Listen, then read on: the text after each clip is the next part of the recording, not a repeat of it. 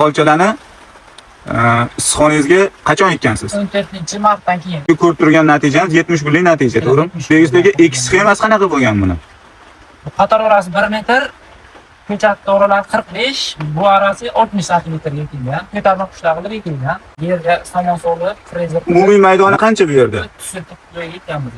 30 sotuv joyga etalon, grazon navlari ekilgan demak.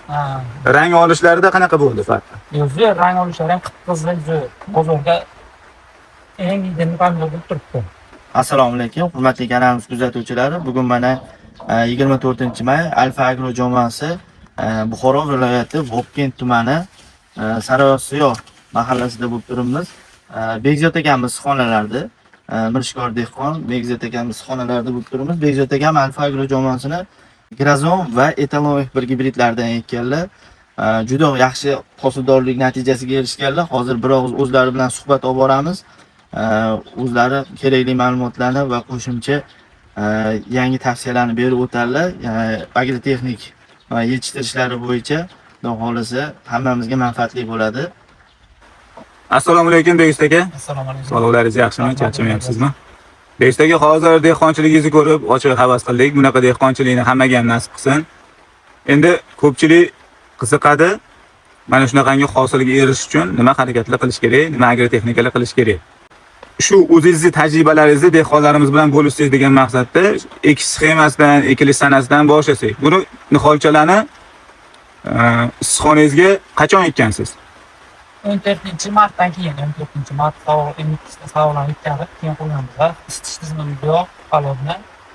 14-mart, bugungi sana 24-may. Ko'chatda ayni gullaydi turganda, o'sha ayni yorga 60 kundan o'tgan ko'chat qo'yganmiz. Ana, 65 kun bo'lgan ko'chat. bugungi ko'rib turgan natijamiz 70 kunlik natija, to'g'rimi? 70 kundan qo'yganman, 70 kun. Xo'p, endi Begizdagi ekish sxemasi qanaqa bo'lgan buni?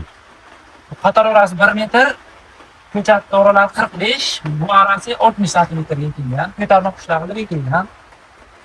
Ko'tarma pushta qilib. Yerga somon solib, frezer qilib. Ha, ana yer tayyorlashni ham qisqacha aytib o'tingda.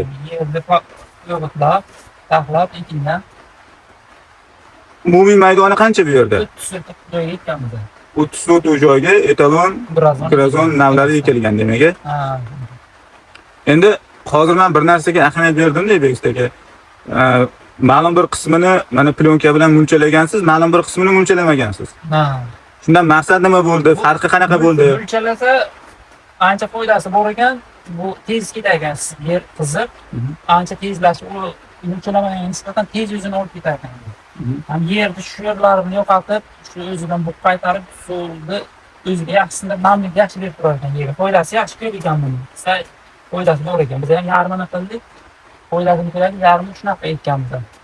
Zo'r ekan, munchalasa yaxshi ekan. Demak, munchalash tavsiya qilasiz. Ha, munchalasa foydasi bor ekan. Rang olishlarida qanaqa bo'ldi farqi? Zo'r, rang olishlari ham qip-qizil zo'r.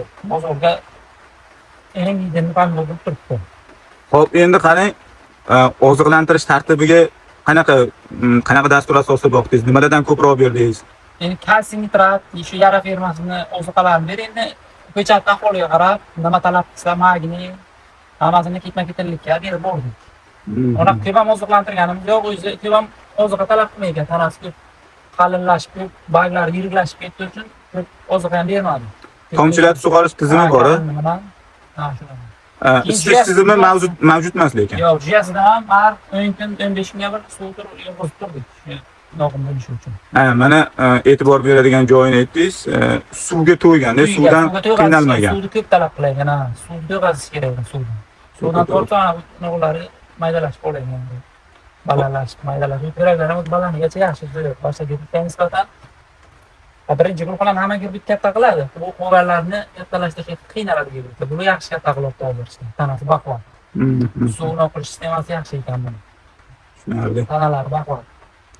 Suvdan qiynalmagan asosiysi. Ha, shunaqa. Suvdan tortmaslik kerak. Qarab ahvoliga qarab berib turish kerak suvni. Misol uchun hasharot yoki kasalliklarga qarshi qanaqa profilaktika choralar qildingiz aka? Kasalliklarga qarshi dorilar turibmiz. Bir marta to'taga qarshi doriladik. Barglari toza hozir. Ha, bir tushlikda ko'rinma orqali doriladik.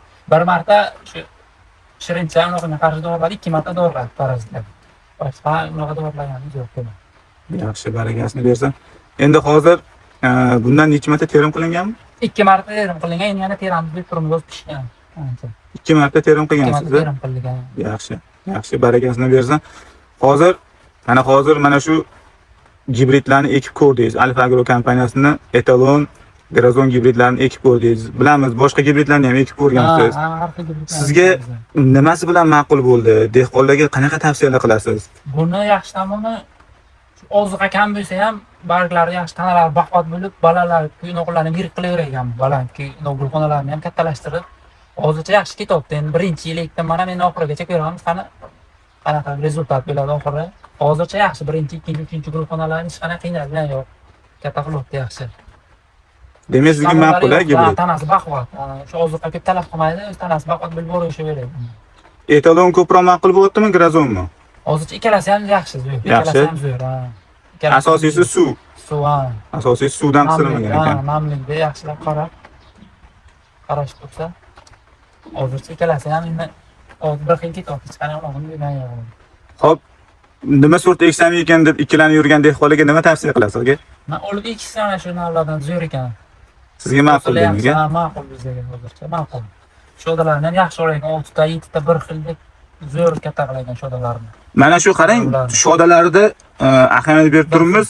Bir xil hammasi ushlagan, bir tekis bo'lgan. 250-300 grammdan kichigi yo'q. Yirikligi ham yaxshi. Vazn berishi, zo'r kilo berishi. Endi agrotexnikada asosiysi baribir changlatishi ko'p narsa bog'liqda, deysiz aka. O'zingiz ham yaxshi bilasiz. Bu changlatishi nima asosda bo'lgan? Qanaqa garmon ishlatgansiz? Birinchi boshiga garmon ishlatdik, kamlik paytiga. 2 marta, 3 marta garmon bilan qildik, keyin o'g'ri qo'ydik. O'zini asosidan qo'yib, ko'p katta joy uchun o'zini ari changlatganman. Shu ari qo'ysa yaxshi ekan.